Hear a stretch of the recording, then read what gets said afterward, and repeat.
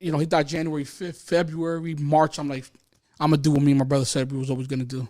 So I'm going to open up a YouTube channel. Yeah. And, you know, my first YouTube channel's video is me going to my club to go bring some $1 bills.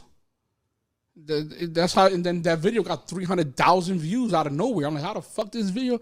No one knew. I only had 12,000 followers on Instagram at the time. Yeah, but people knew me in the streets. Like my name was bigger than. It attracted me, like even the video, because like whether you were flexing or that was your regular lifestyle, it seemed just opulent. Like I was like, what the fuck? Bro, I don't listen, bro. Like people don't realize I can go broke tomorrow, and I will still live the same lifestyle that I live now. I don't do much. Don't tell that to the IRS, man. Listen, I'm being honest, bro. I don't give a fuck, bro. I eat like shit, and I don't do much. The only expensive thing that I've ever did was buy cars.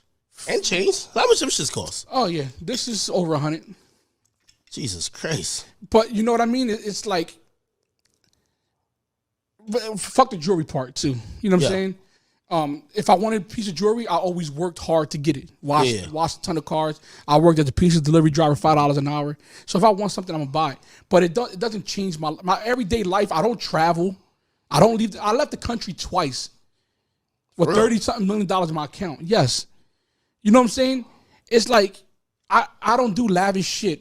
You know what I'm saying? If I'm gonna fly on a private flight, guess what? It better be 10 niggas putting in on it. I'm not a cheap person. Well, but you're not I always take the bill. That's just me as a person, broke or not. That's just me. But I don't live a people think that I talked to somebody real powerful in Hollywood. And this was like 3 days ago. He says, I'm gonna tell you something. You made a lot of noise just sitting on your fucking couch. Imagine if you got up and lived a little. He said, you will be on top of the world. He says, I guarantee you, when this whole cloud goes away, you're going to be a part of the 1% again. He said, because if you take all the money in the world and distributed it evenly, in 50 years, it'll go right back into the same hands. Really? Yes. This was somebody real powerful. Yeah. That's a very interesting concept. You know what I'm saying? And he says, no matter what you do, what's the outcome of this, you're going to come right back to where you at because you don't use people. You have my number now for 2 years. You never used me. And I just wanted to reach out because you just never reached out. And I was like, God damn. You know, this is somebody who's like, I'm talking about probably worth $800 million. Wow. Conversation. And, you know, it just made me feel a little better.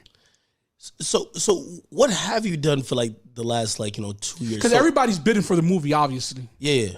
You know well, I could imagine. Like, shit, the story sound legendary already. Everybody's bidding for the movie